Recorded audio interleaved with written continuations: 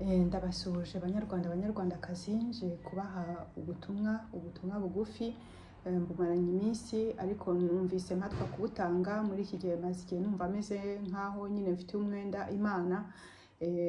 Ubwo rero ijambo ry'Imana nyine ritubwira yuko iyo ufite ubutumwa bw'Imana ugomba kubutanga kuko à partir du moment ubutumwa butatanzwe en fait ubufitanye ikibazo n'Imana kuko hari uwo bushobora kuramira, uwo buramira rero utabimubwiye ntabwo bushobora kumuramira. Ni ukuvuga ngo biba ngombwa yuko icyo gihe habaye ikibazo nyuma yaho ni wowe ubufitanye icyo kibazo n'Imana bitewe n'uko uwo bugomba kuramira akagira icyaba Imana yamaze kuvuga. Ntabwo ubuzi niba iryo jambo ryashoboraga kumutabara cyangwa se ryashoboraga gutuma hari icyo yisubiraho mu bikorwa bye no mu migendere ye. Bivuga yuko rero ngewe nje gutumika, nje gutanga order, nje gutanga warning, nje gutanga attention ku mpunzi, ku banyarwanda. Ndibaza ntabwo ubwo butumwa ari ubutumwa buri mu ntabwo ari ubutumwa bugenewe abantu bari muri FPR tout simplement. Umuntu uri muri FPR ubwo butumwa ntibukureba, burareba abantu bari kwirukanka inyuma y'abapoliticiens. Bano bapoliticiens bari hanze baza bakababwira ngo nimutugiriye gutya ngo tubibabereyemo, nimudukurikire tubibabereyemo, nimugire gute. Abenshi bakabexposa bakabashyira kuri za groupe WhatsApp, abandi bakabashyira kuri za groupe Facebook, abandi bakabohereza bakabaha za expositions différentes. En fait ni ukuvuga ngo naguha urugero wenda ugiye nko kuvuga uti ndi umutunzi ndashaka umwenda kuri banki, ndi umutunzi ntunze intama. Izo ntama rero ntunze imagine yuko zifite wenda mfite nk'intama nka 500. Umunyebanke uzi ko ntunze intama 500 azi ko mfite garanti, icyo gihe ashobora kumpereza amafaranga ahuye n'ubutunzi mfite, kubera ko avuga ati natanyishyura nzagenda mfatira intama ze, nzazikuramwo amata, nzazikuramwo fromage, nzazigurisha mbone amafaranga uwo muntu atabashe kunyishyura. Nicyo bivuga garanti. Noneho nuza ufite intama 20 cyangwa 30, banke izakubwira iki intama zawe ni nkeya, amafaranga tuguha ntabwo dufite garanti yuko uzayatwishyura. Bivuga yuko nyine iyo garanti uyitanga bitewe n'icyo werekana, uyerekana mbega uyifite bitewe n'icyo werekana. Abanyarwanda rero, abantu bari hanze cyane mu buhunzi, abantu birirwa bahamagarwa, abantu bagira gute, cyane abari mu bukene iyo mu bihugu bya Afurika muri situation aho batabahaye ibyangombwa. Nigeze gutanga ubundi butumwa Imana yampaye ivuga ko abanyarwanda bakiriwe mu bihugu biri hanze. Abo banyarwanda bakaba baguwe nabi, umwana wahavukiye akaba arengeje imyaka 30 atagira ibimuranga, adashobora kugira urugendo akora, kereka babakire nyine. Ababakire barahari n'ubu barimo baraza kwiga inanga mu mashuri no mu bindi bihugu bikomeye kandi baravukiye hanze. Ni ukuvuga ngo uyu munsi nyine umukene ni uri vize muri biriya bihugu bya Afurika. Umukene agomba gupfa, umukene agomba gukorera abandi, akarinda apfira ku mugozi, agapfira ku gahato, agapfira ku isuka, agapfira mu bukene, agapfira mu muruho, kuko abakire bo ils s'en sortent peu importe où ils sont. Abakire ils s'en sortent d'une certaine façon. Abatabishoboye, abadashoboye gukora nyine nabo ngabo baza ati nahingisha ishyaka rya politike, ni munkurikire mfite icyo nzabakorera mbibabereyemo. Uyu munsi rero abanyepolitike benshi bahimba amatsinda, ugiye agashwana n'abandi ahimba irye, abandi bakagira menshi, abandi bakaza bafite legitimité. Nahoze mu nkotanyi, nahoze ndi general kanaka, nahoze ngize gute, ni munkurikire ko ngiye inkotanyi ndazizi nzi uko nazitsinda. Abandi bati ngiye mfite legitimité kwa ko mvuka kwa kanaka, undi akaza ati ngiye mfite legitimité kubera ko nabaye muri ibi ngibi cyangwa se mfite titre runaka, ndi umupasiteri cyangwa se ndi umupadiri cyangwa se ndi umuminisitiri runaka, nari minisitiri muranzi, naho zindi koloneli runaka, naho zindi generali runaka. Nuko buri wese afite urwitwazo rwo kugira ngo yibe abanyarwanda tranquillement, yicare ajya bara amaturo buri kwezi, aho abandi bajya gukora bakazinduka saa 11, abandi bakagira gute, abandi ntibagire n'ibiruhuko, bava ku kazi bakajya ku kandi kugira ngo babashe kwishyura amashuri y'abana babo, babashe kurya buri munsi, babashe kuba mu gihugu bishyura imisoro barimo, aho abandi bakoresha uko bashoboye, n'ayo mafaranga babona barushye benda kugwaho, ayo mafaranga nayo bagomba kuza bakayagabana n'abo ngabo birirwa bicaye babara amaturo, babwira abanyarwanda ati tubibabereyemo. Kandi abo bashuka ntabwo ari injiji gusa, nicyo gisekeje. Abo bashuka ntabwo ari injiji gusa, abo bashuka ntabwo ari injiji gusa pe, ndabibabwiye, si injiji gusa. Abo bashuka abenshi ni abantu ahubwo wanavuga yuko ari abantu bamwe nyine bashobora kugira icyo bageraho. Ntabwo wajya kubwira abakene ngo niba bari bagufasha, kuko abo bakene ntabwo baba bafite ibyo bagufashisha birenze, ngo ni ukuvuga ngo nyine ni ukujya kuroba. Nyine ugiye kuroba ugomba no kwiyasira ko hari amafi manini wabonye. Reka rero tugere ku butumwa. Ubwo nagira ngo gusa mbabwire iri jambo. Hari ijambo narindiho nshaka kubaha, ijambo njyewe ryatumye nyine nihutira kuza kubaha ubutumwa. Ijambo ryatumye nihutira kuza kubaha ubutumwa ryanshishikaje.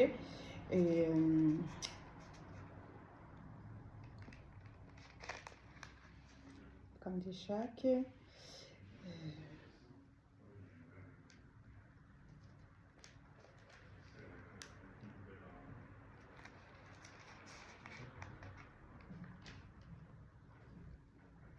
Ega ni ijambo rivuga ngo wihutire gukora ibyo Imana igusaba.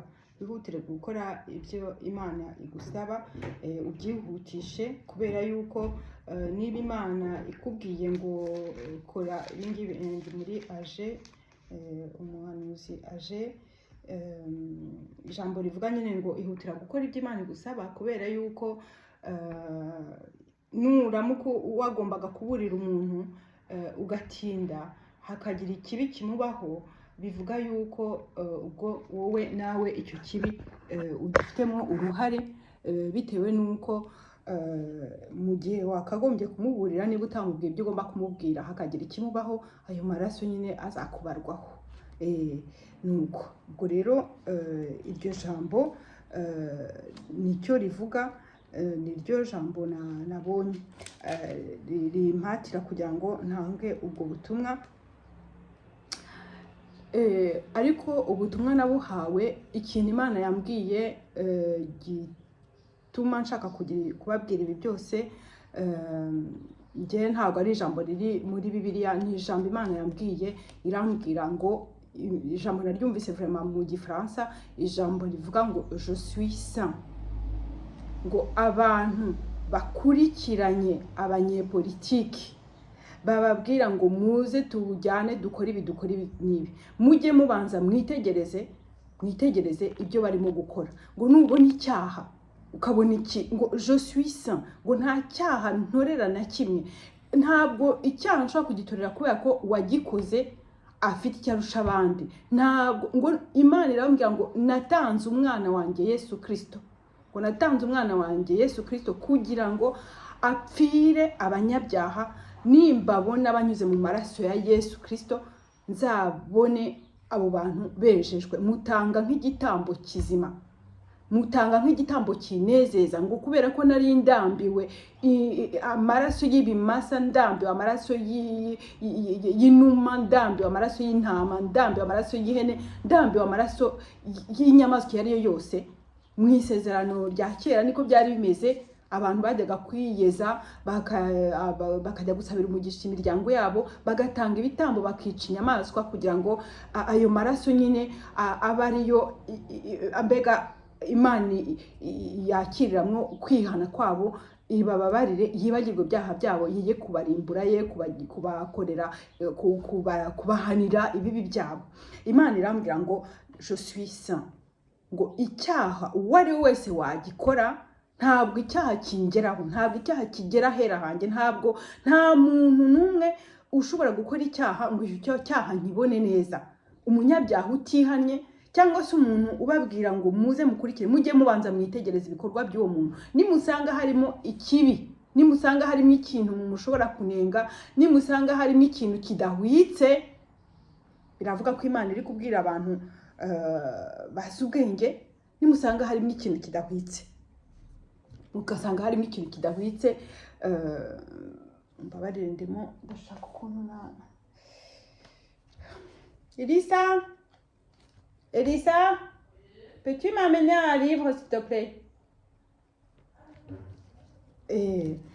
Nimusanga harimo ikintu kidahwitse mu bintu mubona, un livre s'il te plaît, il faut que je pose le téléphone au-dessus d'un livre. Nimusanga harimo ikintu kidahwitse, mukabona harimo ibintu byo kugawa, mukumva hari ibintu namwe ugenzura, wabigenzuza ubwenge bwawe, wabinyuza mu nyurabwenge yawe, ugasanga ibyo bintu ntabwo bihwitse. Nubona umuntu ushaka kumwibazaho, merci, bisous.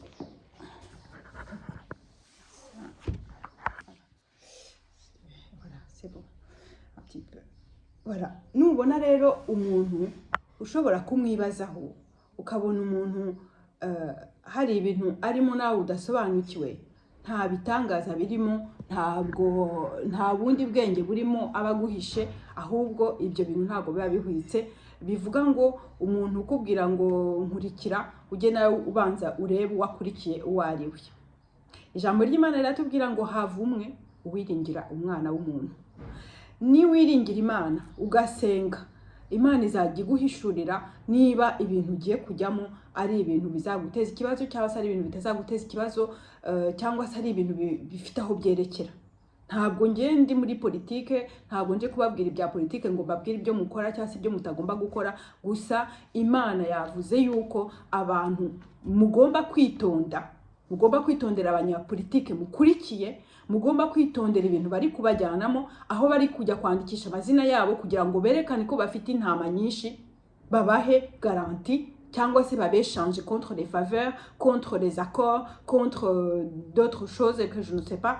En tout cas, mumeze nk'intama, ni ukuvuga ngo ufite intama nyinshi bamuha credit nyinshi, ufite intama nkeya bakamuha credit nkeya cyangwa se ntibanayimuhe. Bivuga yuko nyine muragenda mwandikisha amazina yanyu, bagenda babashyire kuri liste, avuga ati ngiye mfite abantu 5,000, mfite abantu 100,000, mfite abantu 20,000. Ni ukuvuga ngo hari abanyarwanda benshi bankurikiye, ngeze mu Rwanda nshobora kwitoresha nk'abadepite, ngeze mu Rwanda nshobora no kwitoresha nk'abaperezida, buri wese agiye azana, buri umwe agiye azana 2, urumva niba mfite 20,000, umwe agiye azana 5 cyangwa se bangahe, kazana wenda n'umuryango we.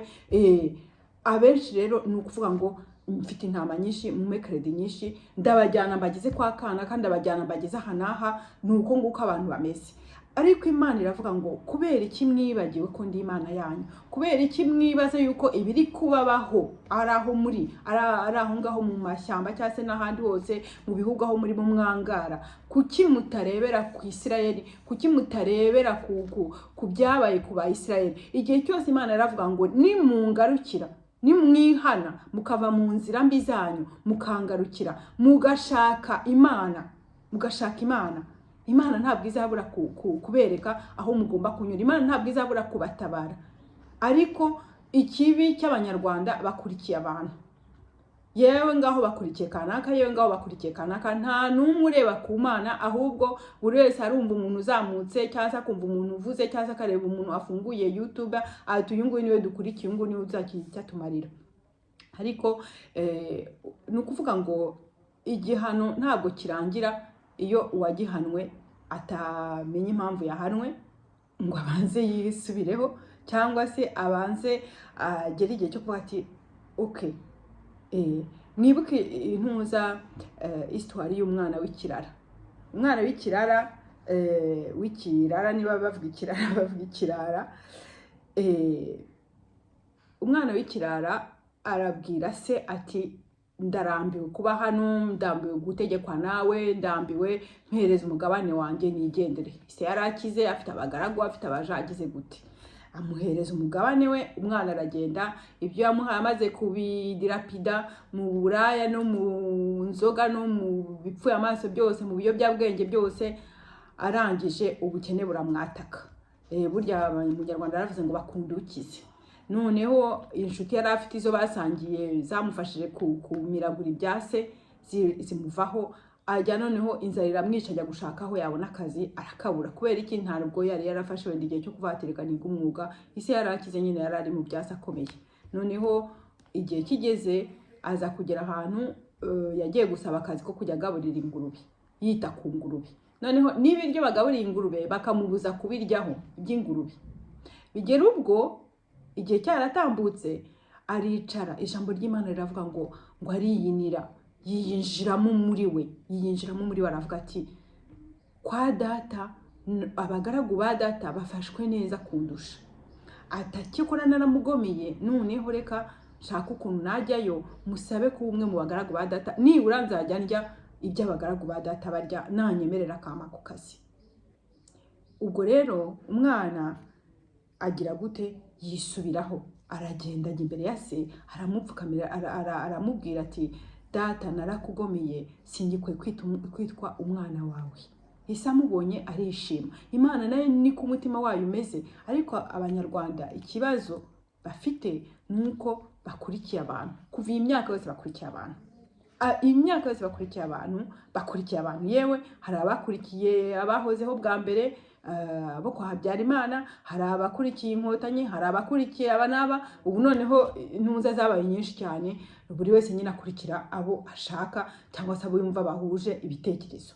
Ariko ikibazo nuko abo mukurikiye abenshi bafite double agenda, abenshi bakurikiye kugira ngo bajye kubagurisha, abenshi bakurikiye kugira ngo bajye kwerekana ko batunze intama nyinshi. Nta numwe mukurikiye kwa ko ahangayikiye ejo hazaza h'umwana wanyu. Nta numwe mukurikiye ukuwa ko ahangayikiye uko ejo muzaba mumeze. Wahangayikiye abana be, tangu uyu munsi mumuha ibyo akeneye, ejo hazaza hazaba ejo hazaza, ariko nta credit mwamuhaye, nta contrat mwamusinyishije, ibyo azaba yarabatwaye nta na kimwe azabishyura. Aho ngaho niho mugomba kwibuka yuko uwo mukurikiye yakagombye kuba ari umuntu mwumva, mubona namwe mwumva ntacyo mumugaya. Kuko burya umuntu iyo utangiye kugira icyo umugaya, cyangwa se ukumva nawe hari ibintu bidahwitse, cyangwa se ukakurikira umuntu wagira ngo utangiye kuvuga uti ese iki kintu bite, akakubwira ati ceceka aho ngaho, ngenzi ibyo ndimo, ngenda umunyapolitike we ninaza.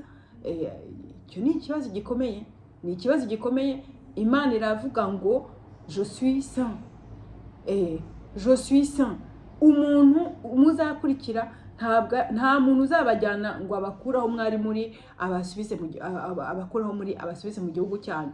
Ariko ni mundebaho, je vous susciterai des personnes qui sauront vous accompagner, qui seront les garants y'ibyo mukeneye. Ariko uyu munsi abantu mukurikiye abantu bishakira kubashyira muri liste z'intama zabo, tout simplement. Imana ibagirire neza rero. Reka dusome ijambo ry'Imana rikorere mu Gifaransa. Mu ijambo ry'Imana ndabasomera mu gitabo cy'umuhanuzi Habakuki. Ndabisoma mu Gifaransa ko niko byanditse, ngerageze kubisobanura uko nshoboye. Malheur à celui, tugeze ku murongo wa 6 hagati. Malheur à celui qui accumule ce qui n'est pas à lui. Jusqu'à quand? Malheur à celui qui augmente le fardeau de ses dettes. Tes créanciers ne se lèveront-ils pas soudain? Tes oppresseurs ne se réveilleront-ils pas? Et tu deviendras leur proie. Hari n'abafata amadeni kugira ngo batange amaturo y'abanyepolitike bakurikiye, kuko bakeneye ingendo, kuko bakeneye kwambara neza, kuko bakeneye kujyana, kuko bakeneye.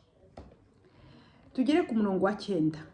Malheur à celui qui amasse pour sa maison des gains iniquités. afin de placer son nid dans un lieu élevé, pour se garantir de la main du malheur. C'est l'opprobre de ta maison que tu as résolu en détruisant des peuples nombreux. Et c'est contre toi-même que tu as péché, car la pierre crie du milieu de la muraille, et le bois qui lie la charpente lui répond, malheur à celui qui bâtit une ville avec le sang, qui fonde une ville avec l'iniquité. Umurongo wa 12. Tugere noneho ku murongo wa 17. Tutangire à la fin umurongo wa 16. Et l'ignominie sera ta gloire, car les violences contre le Liban tomberont sur toi, et les ravages des bêtes t'effraieront, parce que tu as répandu du sang des hommes et commis des violences dans le pays contre la ville et tous ses habitants.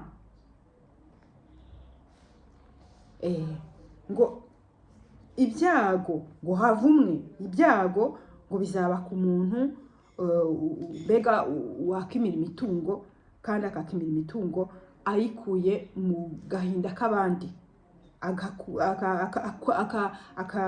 agahinda d'abord uzagira ibyago n'umuntu ugenda yongera imyenda afitiye abandi. Burya umwenda ntabwo ari amafaranga gusa, umwenda ntabwo ari ideni gusa, umwenda ushobora no kuba umwenda w'amaraso. Umwenda ushobora no kuba umwenda w'amaraso.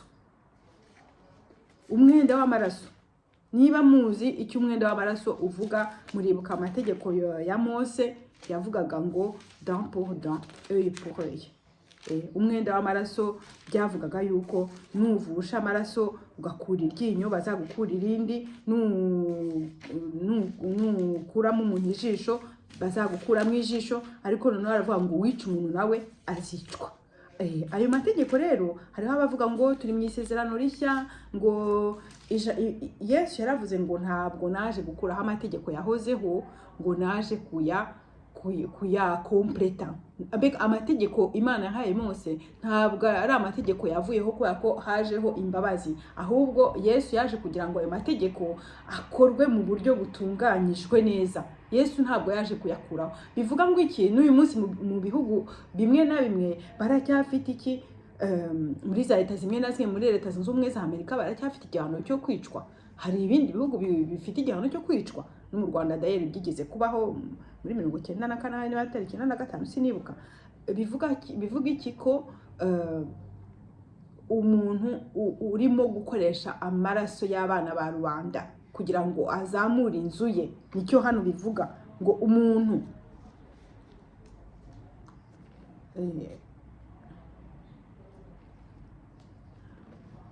uri kuzamura ngo umuntu ngo mais celui qui amasse pour sa maison des gains uniques, ngo umuntu uri gushaka indonke zishatswe mu buryo bubi, ngo kugira ngo mbega azamure inzu ye, ageze mbega inzu ye iprospere, inzu ye igubwe neza, yigwizeho imitungo, yigwizeho amafaranga ayakuye mu maraso y'abandi.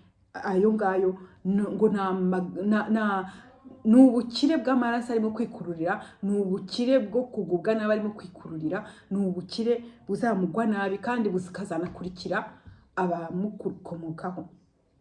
Ubwo rero ngenda tumitse abafite abo bakurikira, mubakurikire, ariko mwibuke ko Imana ari umwaka agombye gukurikira. Imana niyo mwaka agombye gukurikira, hanyuma nusenga Imana niyo izakwereka ibyo ugomba gukora, Imana niyo izakugirira neza. Nukurikira umuntu rero ukabuzi ko nawe ubwo wenda uri umufatanyacyaha muri make, uri umufatanyacyaha, kuko muri ayo mashyaka no muri ibyo bigirwa amashyaka byose by'ubusambo harimo abantu bakomeye. Uzarebe Padiri Nahimana afite abaministri, akagira abaperefe, akagira ibiki byose.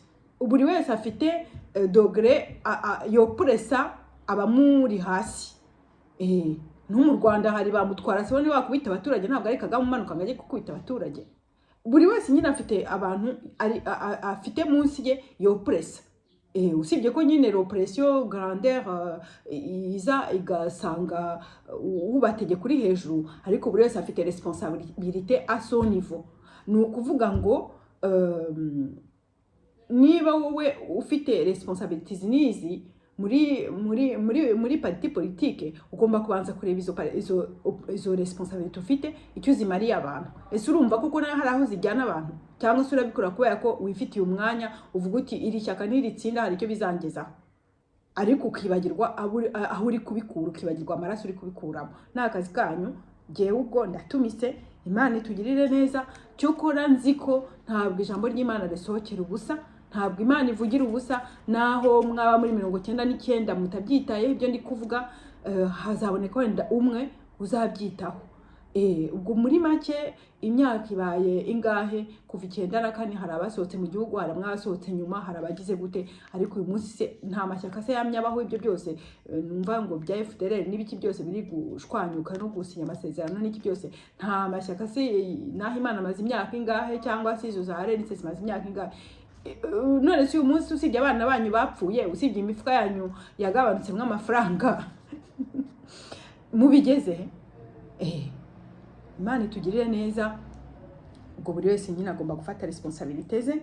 Njyewe responsabilité yanjye ni ugusenga, ngasengera abanyarwanda bose, ngasengera abari kugubwa nabi, ngasengera abari ku ngoyi, ngasengera abari guhutazwa mu buryo butandukanye, haba mu gihugu imbere, haba bari hanze. Ni icyo ngicyo nge niyo nshingano yanjye. Ubwo rero abakurikiye namwe, abakurikiye nk'intama, kandi Imana yarabahaye ubwenge, nimwe mugomba kugira gute. Imana irakubwira ngo ngushyize imbere ikibi n'icyiza, hitamo icyiza. Ariko Gahini yahisemo kwica murumuna we. Uhitamo icyiza, cyangwa se nudahitamo icyiza, ubwo nyine uraba uhisemo nyine icyo wumva kikugirira umumaro. Muri make Imana iguha liberté. Ntabwo Imana ari umudictateur, ntabwo Imana izaza ngo kubwire ngo ukora ibi ngibi ku ngufu. No, ahubwo ufite umutima nama, ryajwe ryarindi tutumva, ryarindi rikubwira iti nyamara ahantu ntabwo hakagombye kuhajya, nyamara aha hantu ugiye ibiryo baguhaye biraroze birya kamemo, nyamara bano bantu ntabwo mwakagombye kugendana, nyamara iryo ni ryo jwi ry'Imana. Wakagombye kwicara ugafungura amatwi, ugafungura amaso. Mu myaka itambutse muri wenda nka za 2023 Imana yaratubwiye ngo dusenge, ngo dusengera abanyarwanda bose, ari abari imbere ari abari hanze, ngo dusenge kugira ngo abanyarwanda bahumuke amaso y'umutima, ngo kandi bafunguke amatwi y'umutima. Ngo kuko mu ijambo ry'Imana mu gitabo cya Yohani haravuga ngo muzamenye ukuri, ngo kandi ukuri niko kuzababatura. Muzamenye ukuri, ngo kandi ukuri niko kuzababatura. Vous connaîtrez la vérité et la vérité vous libérera. Ubwo rero niba waravutse ugasanga uri hanze, ukisanga uri muri Mozambique, ugasanga nta hantu iwanyu bafite commune babarizwamo, ugasanga nta rangamuntu ushaka kubona, nyamara ugasanga ahubwo barakubwira ngo hano ngo hari ambassade y'u Rwanda, ngo ugomba kujya muri ambassade y'u Rwanda ukaba nk'umunyarwanda, kandi ukabaza iwanyu bakavuga ati okay, twavuye mu Rwanda mu gihe iki twagize gute, kuki se mutatashye mu Rwanda? Banze babaze impamvu batatashye mu Rwanda. Noneho niba bakubwira impamvu batatashye mu Rwanda, wibaza impamvu ugomba kujya kwaka ibyangombwa muri ambassade y'u Rwanda kandi wanyu bataratashye mu Rwanda. Noneho numara kugera muri ibyo byose, uraza kumenya aho wowe uherereye, uraza kwibaza. Funguka amatwi, senga Imana, yibaza impamvu yakwemereye kuza mu isi, ukisanga mu gihugu utagira ibyangombwa, utagira imyirondoro, uzavuka komane nkoni, ukazapfa komane nkoni. Kino se ni d'où il vient ni où il allait. Kuko Kristo yarabiririmbye ati utazi yava ntamenya iyajya. Niyo mpamvu umunyarwanda uzi ubwenge yakagombye kubanza kwicara agasenga Imana, akabanza kiyinira, akabanza agashaka kubera iki ibintu bimeze gutya, kuki ibintu bimeze gutya. Ubonye icyo gisubizo ushobora no kumenya urimo gushuka, ukabanza ukamenya icyo ashaka, ukagira gute. Hari abantu bari hanze badashaka gutaha, badafite intere yo gutaha kubera ko bazi ibyo basize bakoze mu gihugu. Hari abantu bari hanze badafite gahunda nimwe yo gutaha kubera ko barategetse igihe cyabo kiratambuka, bava mu Rwanda bakoze ibibi bagambaniye abanyarwanda. Hari abanyarwanda bavuye mu Rwanda bamye batwawe nk'intama, bakurikira izindi, none baracyari no hanze barakurikira izindi, nabo babyeyi bakurikiye izindi. Mais la liberté c'est quoi? La liberté c'est pouvoir choisir ce qui est bien pour toi. Uburenganzira, kugira ubwigenge. Voilà, la liberté ni ubwigenge. Ubwigenge ni iki? Ni ukubanza kugira gute kumenya ko mfite uburenganzira bwo guhitamo icyambera cyiza moi jewe n'umuryango wanjye. Nibwo mu gihe umusirikare w'umuroma witwaga Corneille yamenye agakiza k'umwami Yesu, kandi yari umukoroni mu gihugu cy'Abisirayeli, yari ari muri misiyo y'ubukoroni, yari umusirikare woherejwe w'i Roma ugomba kujya gukoroniza Abisirayeli. Ariko amaze kumenya inkuru nziza, amaze gufunguka amatwi y'umutima, amaze gufunguka amazi y'umutima, ubuntu bw'Imana bumugezeho, umwuka wera amaze kumukoraho, nibwo yavuze ati njyewe n'inzu yanjye tuzakorera Uwiteka.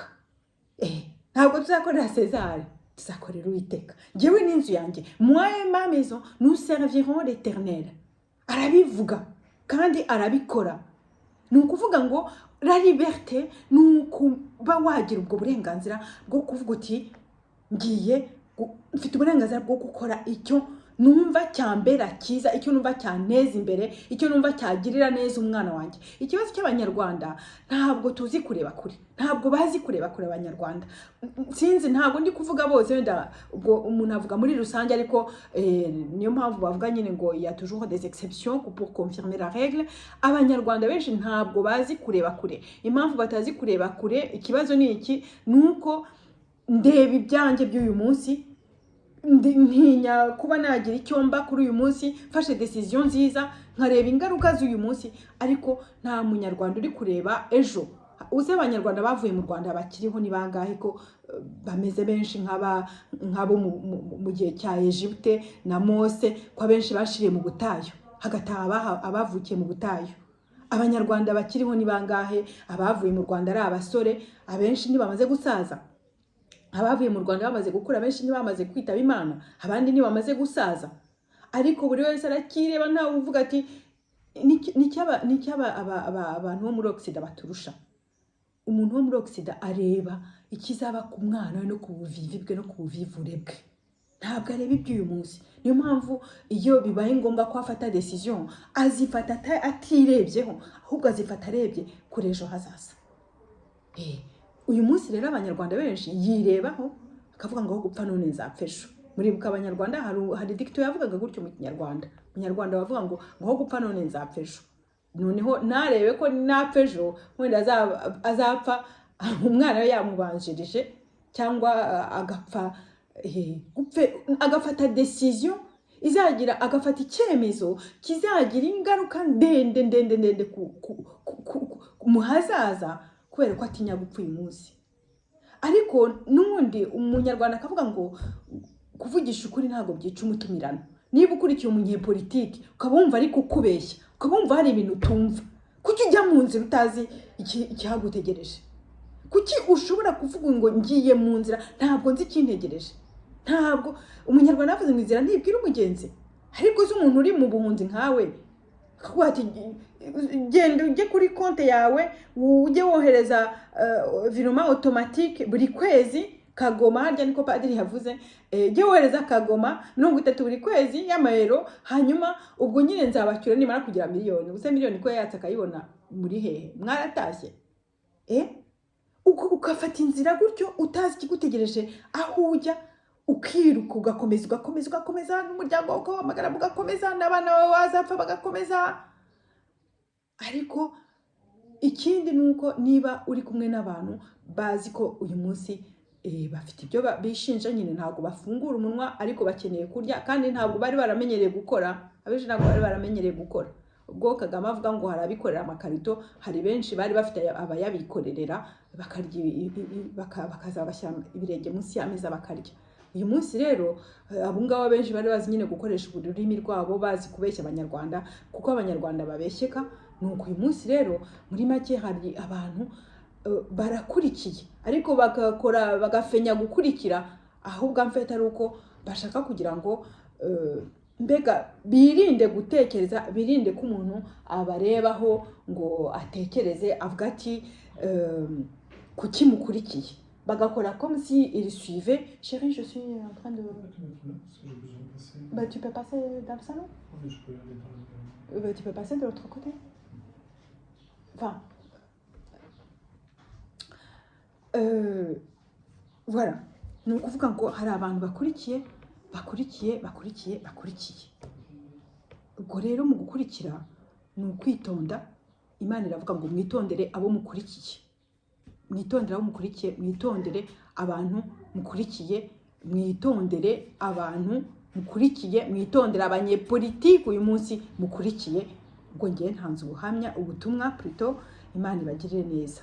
Ndagushimye Imana y'igitangaza, nguhaye icyubahiro. Ndagushimye ko ushoboze gusohora mwami aya magambo, kubasha kuyatanga ko wayambaye. Warambwiye ngo je suis saint, ngo iyo mukurikiye abantu batagatifuza ibyaha, Imana yaravuze ngo murakurikira abantu batagatifuza ibyaha, akakubwira ngo uyu muntu ndimo mbajyana, uyu muntu mbakurikije, hari ibintu ari mwakora namwe bibatangaza mukabona ari mu byaha, ariko no vous inquiétez pas, Imana ntabwo inantiye pas compte, ntabwo inantiye pas compte. Umuntu ushaka kubabwira ngo Imana ntabwo itona compte y'ibyaha by'abantu muri gukurikira, uwo muntu ari kubabeshya, kubera ko icyaha ntabwo kigera ku Mana. Imana yaravuze ngo je suis saint, ngo n'abankurikiye nyine bamenye ko nduwera, n'abakurikiye abantu bamenye ko nduwera. Niba umuntu ababwiye ngo hari ibintu biri gukorwa bibi, nako mukabona ibintu biri gukorwa bibi mukaba mubireba, uwo muntu nta cyiza azabagezaho, kuko uwo muntu nta faveri y'Imana afite.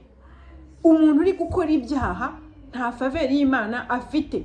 Niba umuntu aje akabwira ngo nimukurikire kanaka, kandi mubona ngo cyangwa se uyu muntu ngo nimumukurikire ngo yuko ngo uzatugeza ku bintu ngo uzagira gute, kandi mubona uwo muntu ari mu byaha, ari mu gukora ibintu bibi, nta cyaha gifite faveri imbere y'Imana.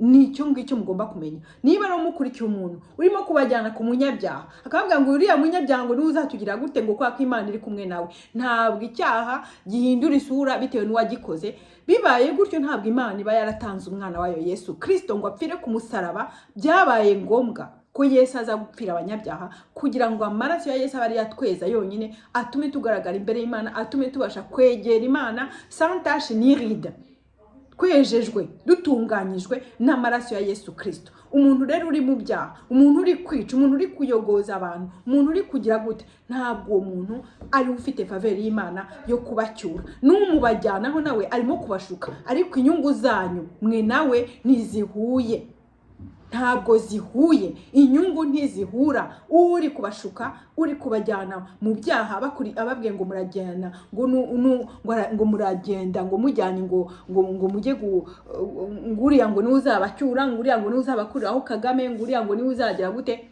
Hariho abanyabyaha mukurikiye barusha Kagame ibyaha, barahari mukurikiye barusha Kagame ibyo byaha bavuga. Umuntu rero ubajyana ngo abajyanye ku muntu udafite ngo ugize gute, cyangwa se umuntu akaza akaba yarababeshya imyaka ari ngahe, yirirwa abiba, yirirwa bashuka, yirirwa agira gute, nta faveri y'Imana afite. Icyaha ntabwo kigera imbere y'Imana, cyaba cyakozwe na kanaka, cyaba cyakozwe n'umupasiteri, cyaba cyakozwe n'umupadiri, cyaba cyakozwe n'umuperezida, cyaba cyakozwe n'umupremier ministre, icyaha nta faveri gifite imbere y'Imana. Ntawe uzakora icyaha ngo agere imbere y'Imana. Imbere y'Imana nta cyaha agera. Mungaye niba mbeshya, Yesu ntabwo yari gupfa y'icyaha kiba bitewe n'uwagikoze kikaba gitagatifujwe. Ntabwo Yesu yari gupfa, yari kubasapfira iki niba icyaha gishobora gutagatifuzwa uwagikoze bitewe n'uko ari kanaka, bitewe n'uko ari njyewe, bitewe n'uko ari uriya. Imana uriya wese pas grave. No, Satani yari umumarayika ngo waririmbaga, watumaga mu ijuru banezerwa, yaririmbaga agakerereza. Ariko mu gihe yatangiye kwizamura agatangira agacumura ku Mana, Imana yafunguye ijuru, isi iramumira. Ntabwo icyaha kitagatifuzwa bitewe n'uwagikoze. Icyaha ni icyaha imbere y'Imana. Imana iravuga ngo je suis saint, ngo je suis saint. ubajyana akabajyana ngo mukurikire uyu nguyu urimo w'umunyabyaha mubona kabombo spesialma nta bufindo burimo nta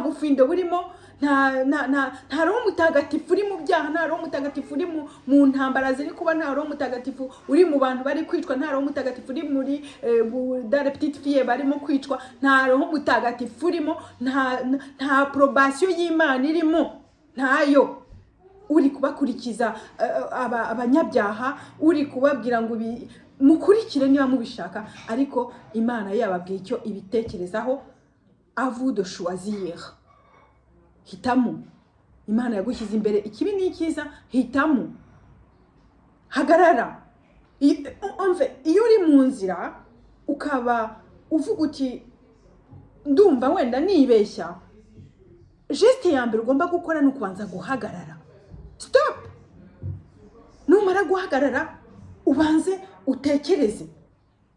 Ubwenge bwawe ntabwo bushyikiriza wenda ibyo ugomba gutekerezaho. Senga Imana, bwira Imana uti mpishurira ibyo ndi gukora, ese hari aho bingeza, hari icyo bimaze, ese ndi kugambanira nanjye abanyarwanda nibwira ko ndi gukora neza. D'abord stop. Voilà. Mana y'igitangaza, ndagushimye ko unshoboje gukora ibyo wambwiye gukora, ndagushimye ko unshoboje kuvuga aya magambo. Ndakwingiza rero ngo agere ku mitima y'abanyarwanda, agere ku bo agomba kugeraho kandi agire umumaro.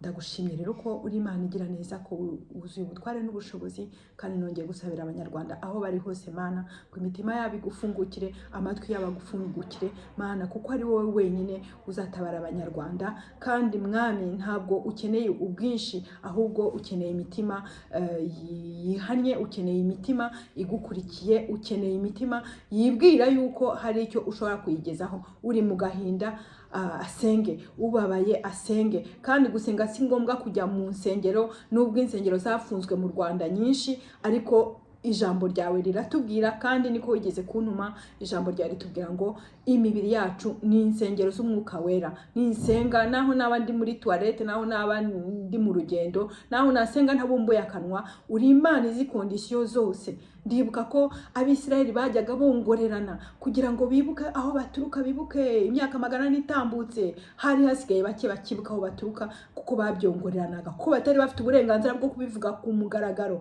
batari bafite uburenganzira bwo kubyatura. Mana rero ndakwinginze ngo uko kwatura kube mu mutima ku badashobora kubivuga aho tuvuga.